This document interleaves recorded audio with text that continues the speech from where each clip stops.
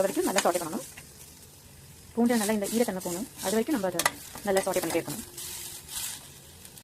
பூண்டு நல்லா மொறுமொறுன்னு வந்துட்டு அதோட ஈரத்தன்மை மொத்தமாக ட்ரை ஆகிட்டு. ஸோ இப்போ ஒரு இதில் ப்ளேஸ் பண்ணிடுவோம். ஒரு பிளேட்டில் செப்பரேட்டாக.